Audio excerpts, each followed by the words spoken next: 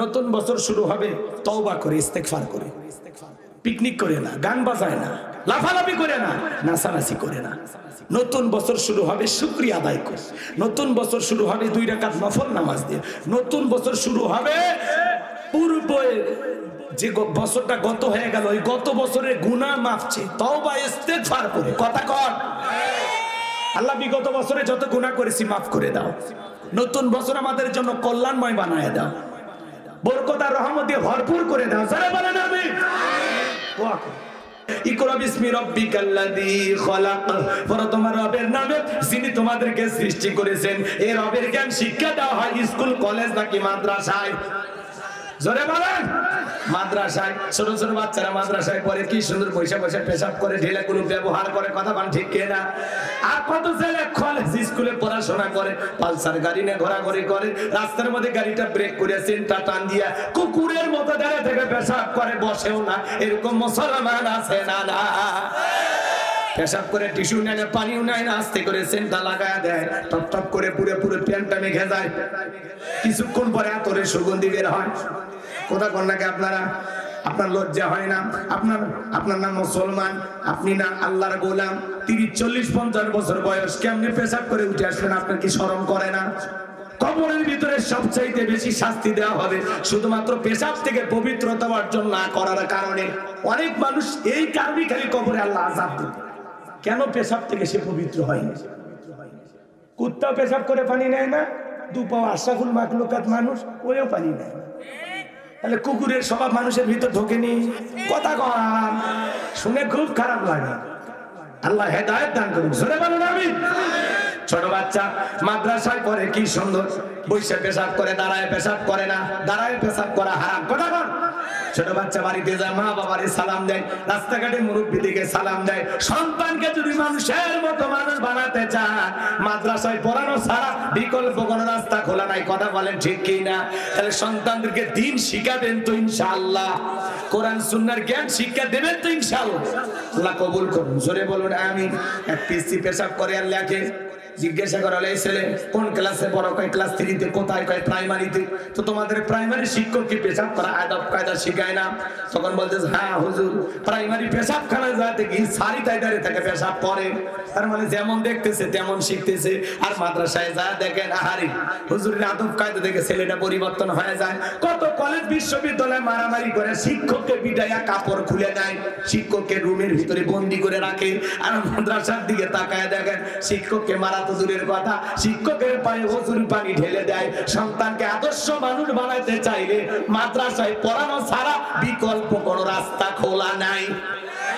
মাদ্রাসায় আগে কিছুদিন পড়ান, এরপরে ডাক্তার ইঞ্জিনিয়ার যা খুশি বানান। পারবো তো ইনশাআল্লাহ। ডান চোখেরও দরকার আছে, বাম চোখেরও দরকার আছে, আখিরাতমুখী শিক্ষারও দরকার আছে, দুনিয়াবী শিক্ষারও দরকার আছে। দুনিয়ায় চলতে হলে কষ্ট হয় নাকি গো? বিরক্ত হয়েছেন মনে হয়, সামনের দিকে যায়। ভাইরা আমার, আল্লাহ রাব্বুল আলামিন জানিয়ে দিলেন, ইকরা বিসমি রাব্বিকাল্লাযী খলাক, পড়ো তোমার রবের নামে যিনি তোমাকে সৃষ্টি করেছেন। পবিত্র কুরআনুল কারীমের 1 নাম্বার সূরা, সূরাতুল ফাতিহার 1 নাম্বার আয়াত। জবান ছেড়ে সবাই বলুন, আলহামদুলিল্লাহি রাব্বিল আলামিন।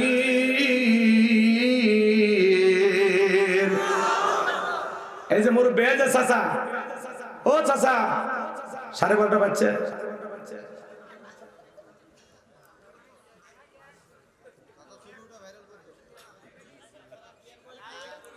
না না, আমি বলছি না 12:30 পর্যন্ত ধৈর্য নিয়ে শোনেন।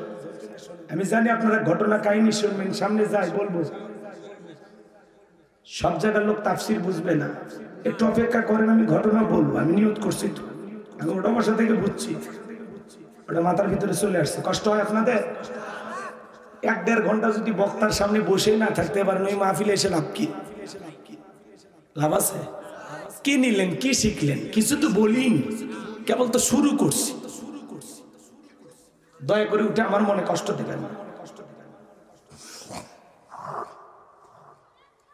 সাজানো কথাগুলো আমরা ভুলে যাই যদি শ্রোতা ওটা বসা করে, আমাদের বিরক্ত লাগে।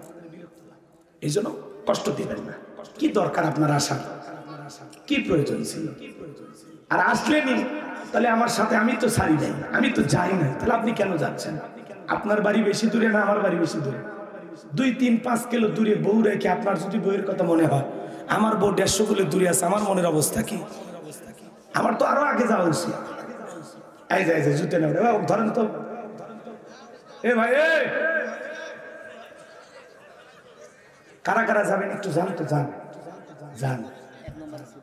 হ্যাঁ এখনই ছুটি, যান, 30 সেকেন্ড বিরতি, যান। ফাইজলামি ভালো লাগে না, যান যান যান যান। কারা কারা যাবেন? যান, অর্ধেক ফাঁকা হয় না। এই সুযোগে আমি পানি খাই। যারা উঠবেন ওঠেন, 12:30 বাজতে এখনো 1 ঘন্টা আছে।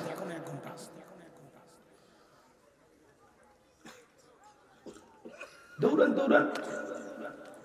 ওই যে গেল 1 2 3 4 5 6 7। হ্যাঁ হ্যাঁ হ্যাঁ বেটা বেটা যাও যাও। আরে মাথা নিচু করছো, উঁচু করে যাও, ভয় পায় না, যাও যান যান যান যান। না না দেখি এগুলো মিশে হাত তুলছিল, ওয়াদা দিছিল। যান যান। 13 14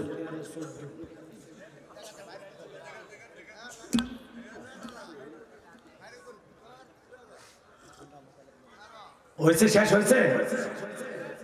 আবার এই যায় এবং তাড়াতাড়ি দৌড়ে নাকি দৌড়ান। হ্যাঁ এবার চলে যাক। যাদের ব্যস্ততা আছে, অনেকে বউ থেকে ভয় করে, 12টার পরে গেলে দরজা খুলবি না, যে শীত পড়ছে বাইরে থাকলেও তবিল তাকে দেশা বাইরে যাবে, অতএব ওই বাড়ির যাক। ওই অসহায় পুরুষের না থাকাই ভালো। আমার ভাইয়ের, আমি যে কথা বলতে চাচ্ছিলাম, তাহলে সূরা ফাতিহার 1 নম্বর আয়াত জবান ছেড়ে সবাই বলুন আলহামদুলিল্লাহি রাব্বিল আলামিন। সমস্ত প্রশংসা, যাবতীয় প্রশংসার একমাত্র মালিক তিনি, সৃষ্টিকুলের রব, আমাদের প্রতিপালক, আমাদের আল্লাহ যিনি। এই আয়াতের ভিতরে রব শব্দ আছে না নাই? ইন্নাল্লাযীনা ক্বালু রাব্বুনা আল্লাহ, খালি একটু মিল করেন। নিশ্চয়ই যারা বলে আমি তাদের রব, আমাদের রব কে?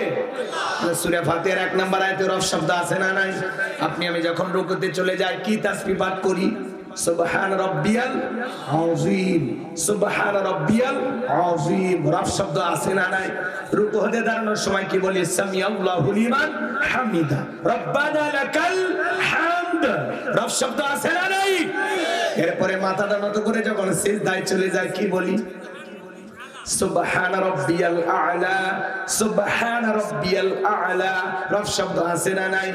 অনেকে এখানে ফিসফিস করে সুবহান সুবহান সুবহান সুবহান। সোবিনের তেল কয় না, সুবহানাল্লাহ কয়, কিছু বোঝা যায় না। আছে না নাই ভাই? স্পষ্ট করে বলতে হবে সুবহান রাব্বিয়াল আ'লা, সুবহান রাব্বিয়াল আ'লা, সুবহান রাব্বিয়াল আ'লা, সুবহান সুবহান। আছে না? আল্লাহ হেদায়েত দান করুক, সরে বলেন আমিন। তাহলে সুবহান রাব্বিয়াল আ'লা। আমরা যখন সিজদা থেকে মাথা উঠাইলাম, সালাম ফিরানোর পরে আমরা যখন হাত তুলে দোয়া করি কি বলি? রব্বানা আতিনা ফিদ দুনিয়া হাসানাতাও ওয়া ফিল আখিরাতি হাসানাতাও ওয়া কিনা আযাবান নার। সূরা বাকারা 208 নম্বর আয়াত। আল্লাহর কাছে ডেকে বললাম, হে আমাদের রব, আমাদের দুনিয়ার কল্যাণ দান করো, আখিরাতের কল্যাণ দান করো, ওই কঠিন জাহান্নামের আগুন থেকে আমাদের মুক্তি দাও। তাহলে ইহকাল পরকালের যাবতীয় কল্যাণ দেওয়ার মালিক কে? আল্লাহ। জাহান্নামের আগুন থেকে বাঁচানোর মালিক কে?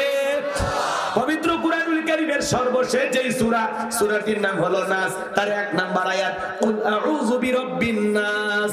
এই আয়াতের ভিতরে রব শব্দ আছে না নাই? জীবনের পরতে পরতে সব জায়গায় রব। আপনি আমি যেদিন মারা যাব, মসজিদের মাইকে যেদিন এলান জারি হবে, এই গ্রামের অমুক ব্যক্তি বেঁচে নাই, ইন্না লিল্লাহি ওয়া ইন্না ইলাইহি রাজিউন। আপনার আমার মৃত্যুর সংবাদ শোনার পরে বিবি কেঁদে বলবে স্বামী নাই, ছেলে কেঁদে বলবে বাবা নাই, মেয়েটা কেঁদে বলবে বাবা নাই, মা বাবা বেঁচে থাকলে ওরা বলবে কলিজার ধনটা হারাইলাম। আর প্রতিবেশী বন্ধু বান্ধব সবার আপনাকে আমাকে শেষ বিদায় দেওয়ার জন্য বাড়িতে হাজির হয়ে যাবে বাজান। কেউ বাজারে যাবে বাঁশ কাটার জন্য, কেউ বড়ই পাতা ছিঁড়ে গরম পানি প্রস্তুত করবে, কেউ আপনার আমার শেষ বিদায়ের গোসল দেওয়ার জন্য একটা চৌকি রেডি করবে, মশারি টাঙাবে, টাইলস দিয়ে বাথরুম সাজাইছেন বাজার, 5-10 লাখ টাকা দিয়া কি সুন্দর টয়লেটটা বানাইছেন, আপনার জীবনের শেষ গোসল ওই চাইনা দিয়া, চাইনা টাইলস দিয়ে বানানো ওই আপনার দামি টয়লেটের ভিতরে হবে না।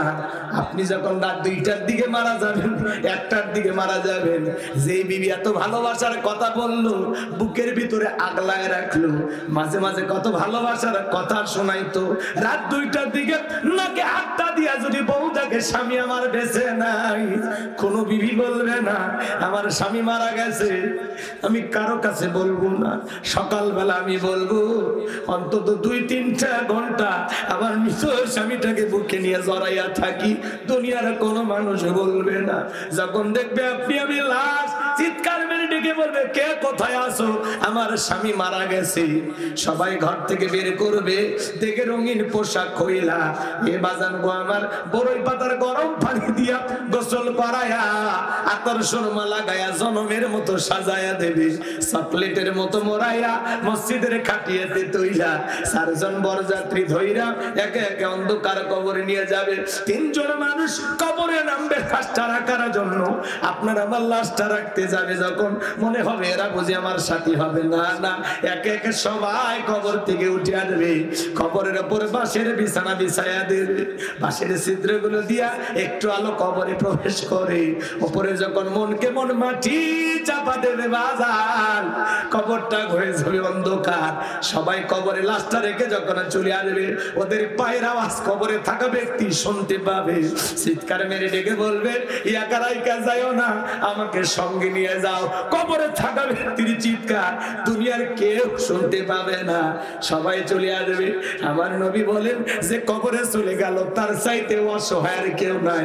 বিশ্ব নবী বলেন ক্বালা ক্বালা রাসূলুল্লাহ সাল্লাল্লাহু আলাইহি সাল্লাম ইন্নামাল কুবরু রাউযাতুম মিন রিয়াদিল জান্নাহ আও হুফরাতুম মিন হুফারিন নার, রাওয়াহু তিরমিজি। বিশ্ব নবী ডেকে বলেন যে ব্যক্তির আমল ভালো, মৃত্যুর সঙ্গে সঙ্গে আল্লাহ তাআলা তার কবরটাকে জান্নাতের বাগান বানায় দিবেন, বলেন সুবহানাল্লাহ। যে ব্যক্তির আমল খারাপ, আও হুফরাতুম মিন হুফারিন নার, তার কবরটা হবে জাহান্নামের আগুনের গর্ত। একবার যদি কারো কবর জাহান্নামের আগুনের গর্ত হয়ে যায়, যুবক রে বাঁচার কোনো উপায় নাই, বাঁচার কোনো উপায় নাই। আল্লাহ তাআলা বলেন ফামাই আমাল মিসকালা যাররাতিন খায়রান ইয়ারা ওয়া মাই আমাল মিসকালা যাররাতিন শাররান ইয়ারা।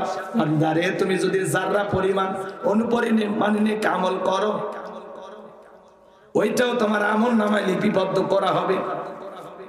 আবার তুমি যদি যাররা পরিমাণ অনুপরিমাণে বদ আমল করো, ওইটাও তোমার আমল নামায় লেখা হবে। আর যারা গুনাহে একবার অন্ধকার কবরে যাবে, এ যুবক তুমি আজকে হ্যাপি নিউ ইয়ার পালন করার জন্য ব্যস্ত হয়ে গেছো, পয়লা বৈশাখ পালন করার ব্যস্ত হয়ে গেছো। 2 দিন পরে হ্যাপি নিউ ইয়ার আসবে, রাস্তায় রাস্তায় লিখে রাখছো হ্যাপি নিউ ইয়ার, আছে না নাই? 31st নাইট পালন করার জন্য তুমি পাগল হয়ে গেছো, বান্ধবীকে দাওয়াত দিয়ে রাখছো 31st নাইট পালন করবা। যুবক রে 31st নাইট পালন করার জন্য তুমি পাগল হয়ে গেছো, কিন্তু কবরের পহেলা রাতটা কেমন কাটবে, কবরের ফার্স্ট নাইটটা কেমন কাটবে, কবরে একা একা কেমনে থাকবে রে যুবক, সেই টেনশন তোমার মাথায় নাই। কবরের প্রথম রাত্রিটা কেমন হতে পারে? যারা গুনাহে কবরে যাবে, ওই কবরের ডানের মাটি বামে চলে যাবে, বামের মাটি ডানে চলে যাবে, এমন জোরে চাপ দেবে বাজার, এক পাথরের হার অন্য পাথরে ঢুকে যাবে। কবরে থাকা অন্ধ ফেরেশতা চোখে দেখে না, কানে শোনে না, হাতুড়ি দিয়ে আঘাত করবে, দেহটা চূর্ণ বিচূর্ণ হয়ে যাবে। কবরে থাকা বিষাক্ত সাপ একবারে যদি সবল মারে, দেহটা 70 হাত নিচে চলে যাবে, বীজের যন্ত্রণায় দেহটা নীল বর্ণ হয়ে যাবে। ওই কবর বড় কঠিন জায়গা। যুবক রে, কবরের প্রথম রাতটা কিভাবে কাটবে? একা একা কবরে কেমনে থাকবা? কবর তো জায়গা ভালো না। আজকে তুমি হ্যাপি নিউ ইয়ার পালন করার জন্য পাগল হয়ে গেছো, 31st নাইট পালন করার জন্য পাগল হয়ে গেছো, বক্স ভাড়া করছো, তুমি আনন্দ করবা, পিকনিক করবা, 31st নাইট পালন করবা, রং তামাশা করবা। হে যুবক, আজকে বক্স দিয়া দুনিয়ার মাটি কাঁপাচ্ছ, দুনিয়ার রঙ্গলি খাই মেতে আসো। মনে রাখবা, আজকে তুমি গানের আওয়াজে, ধুমধিরিকা আওয়াজে, তিরিং বিরিং আওয়াজে দুনিয়ার মাটি কাঁপাইতেছো। একদিন ওই মাটির ভিতরে যাইতে হবে, সেই দিন কবরে পাইয়া এই মাটিও তোমারে কিন্তু কাঁপাবে। আজকে গান বাজনার আওয়াজে মাটি কাঁপাইতেছো, এই কবরের মাটির নিচে যেদিন যাইবা, ওই কবরের মাটি সেদিন তোরে কাঁপাবে। কথা বলেন না কেন? 31st নাইট বান্ধবীকে দাওয়াত দাও, রাত 12টা 1 মিনিটে মোমবাতি জ্বালাইয়া নতুন বছর শুরু করবা, রং তামাশায় নিতে আছো। কিন্তু কবরের পহেলা রাতটা কিভাবে কাটবে? একা একা কেমনে কবরে থাকবো? না আছে সাথী, না আছে না বাতি, না আছে জানালা, না আছে দরজা, একা একা কিভাবে থাকবো? ছোট্ট একটা মাটির ঘর, কেমনে থাকবো? ভয় লাগে না? একটু আল্লাহর ভয় আসে না অন্তরে? আগে মানুষ নতুন কবর দেখলে 5-7 দিন ভয় করতো, আলো জ্বালায় রাখতো ভয়। আর এখন সকালে কবর দেয়, বিকেলে যায় তাস খেলতে। সকালে কবর দেয়, মা বোনের সন্ধ্যেবেলায় আগে যায় পাতায় ছাড় দেয়, খড়ি কুড়াই। ভয় নাই, ভয় উঠে গেছে। কবরস্থান ওই পাশ দিয়ে হেঁটে যায় গান শুনতে শুনতে। কি সাহস, কি সাহস! কবরস্থান তার পাশ দিয়ে গান শুনতে শুনতে চলে যায়। একবারও মনে হয় না তোমার মতো মানুষ এলাকায় বসবাস করতো, আজকে কবরে শুয়ে আছে, কালকে তোমাকেও যাইতে হবে, আর তুমি কবরস্থানের পাশ দিয়ে হেঁটে যাচ্ছ গান শুনতে শুনতে। হে যুবক, তোমার অন্তরে আল্লাহর ভয় নাই? তুমি এত পাগল হয়ে গেছো দুনিয়া।